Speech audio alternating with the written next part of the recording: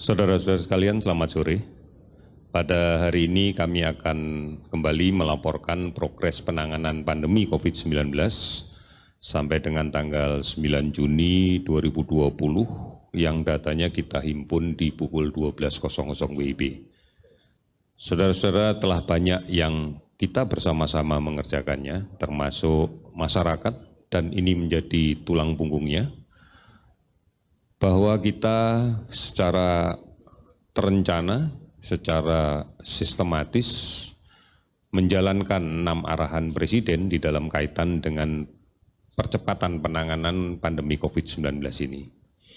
Testing dilaksanakan secara lebih masif lagi, sehingga diharapkan bahwa kita bisa dengan cepat mengidentifikasi orang tanpa gejala. Karena inilah yang kemudian kita takutkan sebagai sumber penularan di tengah masyarakat. Kemudian semua kasus yang sudah kita identifikasi positif harus dilaksanakan penelusuran, tracing kontaknya. Dan ini harus dilaksanakan secara lebih agresif lagi. Artinya bahwa penelusuran kontak pada keluarga, pada lingkungan kerjanya menjadi penting untuk kita bisa dapatkan orang-orang yang harus kita pantau terkait dengan kemungkinan dia tertular.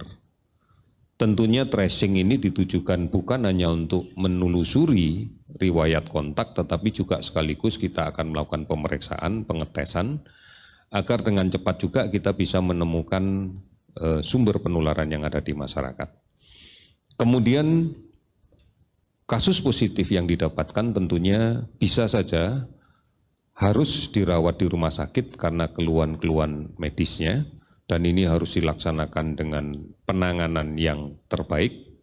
Namun untuk kasus-kasus yang tanpa gejala atau gejalanya ringan, maka kita minta untuk melaksanakan isolasi secara mandiri. Tentunya ini harus betul-betul dijalankan dengan ketentuan-ketentuan, dengan pedoman-pedoman tentang isolasi yang benar. Karena kalau tidak, maka dia akan menjadi sumber penularan di tengah masyarakat. Kemudian kita sudah mulai bergerak menuju ke tatanan kehidupan yang baru, di mana pemeriksaan jasa konsultasi atau upaya untuk melaksanakan konsultasi kesehatan tidak harus dilaksanakan dengan mendatangi rumah sakit. Bisa kita laksanakan dengan melalui kegiatan konsultasi secara telemedicine. Artinya kita bisa berkonsultasi dengan menggunakan teknologi. Ini yang menjadi penting dan betul-betul harus kita pahami. Saudara-saudara sekalian, inilah upaya-upaya yang saat ini sudah banyak dilaksanakan oleh masyarakat kita. Kita sudah mulai menyadari bahwa tidak mungkin kita diam, kita menyerah, menunggu sampai dengan vaksin ditemukan. Proses pembentukan vaksin masih dilaksanakan oleh para ahli di seluruh dunia. Ini bukan sesuatu yang mudah dan ini terus dilaksanakan secara serius. Oleh karena itu kita masih menunggu dan belum tahu secara pasti kapan akan diumumkan dan digunakan penggunaan vaksin ini. Oleh karena itu maka kita juga harus berubah, beradaptasi sambil menunggu ini semuanya. Ini penting karena bagaimanapun juga kita harus aman. Kita harus memutuskan rantai penularan COVID-19. Maka secara prinsip sekarang ini yang harus kita bangun bersama-sama adalah aman. Aman dari kemungkinan tertular COVID-19. Dan tentunya juga aman bagi penderitanya atau orang yang di dalam tubuhnya ada virus, juga aman agar tidak menularkan ke orang lain. Di dalam kondisi inilah maka kita baru bisa melaksanakan kegiatan-kegiatan untuk mengarah kepada produktivitas. Oleh karena itu, kunci awalnya adalah aman. Aman tidak tertular dari virus ini, dan setelah itu kita harus bisa produktif.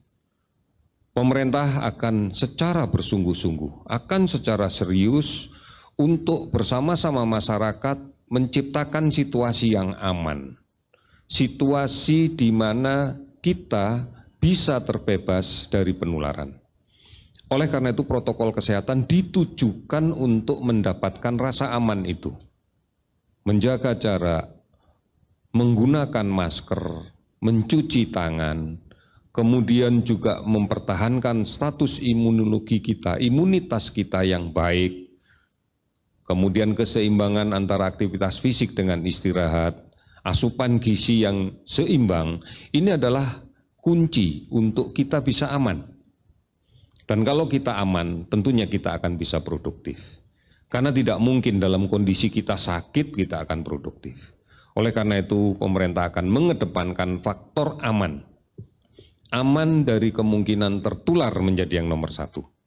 Setelah itu, kita akan melakukan berbagai macam upaya agar kita bisa produktif. Ini yang menjadi penting untuk kita pahami bersama. Saudara-saudara, pada hari ini kita telah menghimpun data dan melakukan kajian terhadap data. Ada 13.333 spesimen yang kita periksa. Kita akan terus untuk meningkatkan upaya kita melaksanakan pemeriksaan, testing selebih masif lagi. Sehingga kita bisa mendapatkan hasil yang jauh lebih optimal. Kita mengupayakan target 20.000 sehari harus kita kejar. Karena sarana untuk melaksanakan ini berupa laboratorium dan sebagainya cukup dan sudah tersebar di banyak tempat. Kami sudah mengaktifkan 66 mesin tes cepat molekuler yang berada di semua kabupaten kota di tanah air kita. Ini menjadi salah satu tulang punggung kita sehingga kemudian jarak antara rumah sakit yang membutuhkan pemeriksaan dengan laboratorium yang mampu memeriksa bisa semakin kita perpendek. Oleh karena itu maka target kita untuk mengejar terus sampai dengan 20.000 ini akan selalu kita upayakan dengan sungguh-sungguh. Dan kami semakin memperbaiki sistem pelaporan yang dilakukan oleh seluruh laboratorium yang menyelenggarakan pemeriksaan. Sampai dengan hari ini kita sudah memeriksa 380.973 spesimen. Dari pemeriksaan ini memang kita masih mendapatkan kasus baru yang konfirmasi COVID-19 positif sebanyak 703 orang. Sehingga totalnya bisa sekarang menjadi 29.521 orang. Namun kalau kemudian kita rinci lebih detail sampai dengan tingkat provinsi, maka memang angka tertinggi yang kita dapatkan adalah di Jawa Timur yang meningkat 141 orang, kemudian DKI 76 orang, Kalimantan Selatan 71 orang, Jawa Tengah 58 orang, Sulawesi Selatan 54 orang. Namun kita juga melihat ada 19 provinsi yang angka kenaikannya di bawah 10. Di antaranya ada 3 provinsi yang hanya melaporkan kenaikan 2 kasus baru. Ada 4 provinsi yang melaporkan masing-masing hanya 1 kasus baru. Dan 6 provinsi yang tidak ada kasus baru.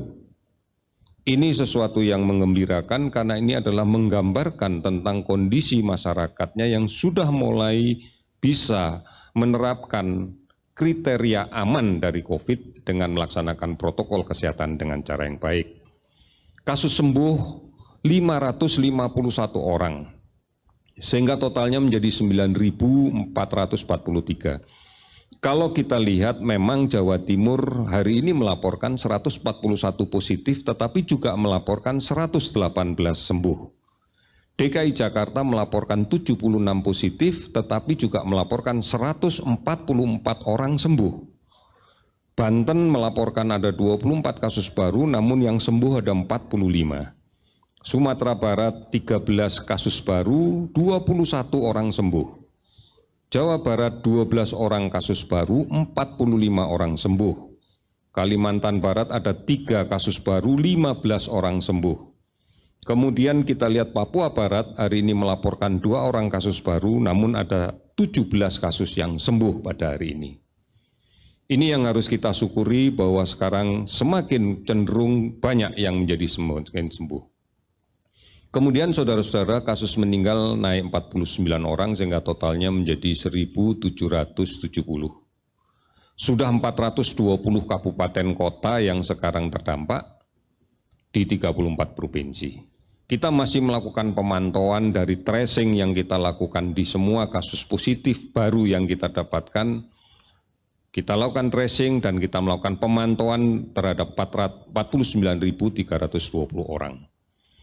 Pasien dalam pengawasan yang kita laksanakan sekarang ini, yang kita awasi betul adalah 13.592 orang. Saudara-saudara, kita melihat data ini memberikan suatu gambaran yang kemudian cukup menggembirakan bahwa sebagian besar masyarakat kita sudah betul-betul menyadari dan melaksanakan pentingnya upaya pencegahan, pentingnya aman dari COVID. Kita sudah melihat tentang disiplin masyarakat untuk mencuci tangan dengan menggunakan sabun, dengan air yang mengalir. Kita sudah mulai melihat banyak sekali masyarakat, bahkan kita mulai melihat adanya masyarakat yang menegur orang lain apabila tidak menggunakan masker di luar rumah.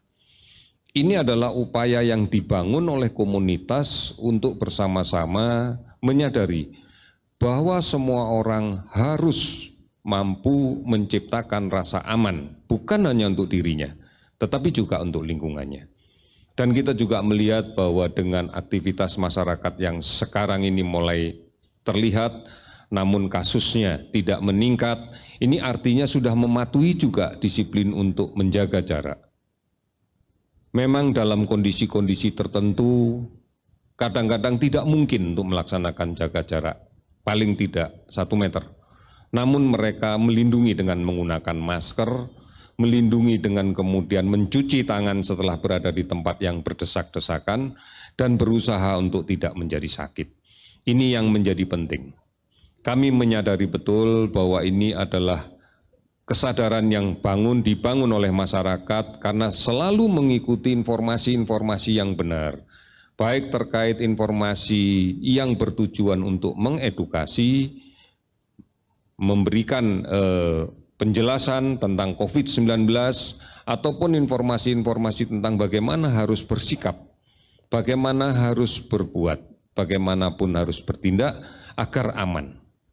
Informasi ini kita selalu siapkan, baik di portal covid19.go.id atau di call center 119 extension 9, di akun media sosial @lawancovid19, di Halo Kemkes, banyak sekali aplikasi online dan layanan-layanan telemedicine yang lainnya yang bisa diakses oleh seluruh masyarakat sepanjang waktu. Televisi Republik Indonesia dan Radio Republik Indonesia setiap hari selalu memberitakan tentang COVID-19 ini. Dan ini juga disebarluaskan oleh berbagai macam TV dan radio swasta yang lainnya. Saudara-saudara, kita yakini inilah cara yang harus kita bangun sekarang. Inilah kebersamaan yang kita tunjukkan. Inilah gotong royong yang menjadi ciri khas kepribadian kita. Dan inilah konsistensi kita untuk terus-menerus bersatu untuk melawan COVID-19 ini. Karena hanya dengan cara itulah kita bisa melindungi kita, melindungi keluarga kita, melindungi diri kita, melindungi semuanya, dan juga melindungi bangsa ini. Mari tetap kukuhkan semangat dan tekad kita, komitmen yang tidak terputus bahwa kita bisa melawannya. Kita mampu melawannya. Indonesia pasti bisa. Terima kasih, selamat.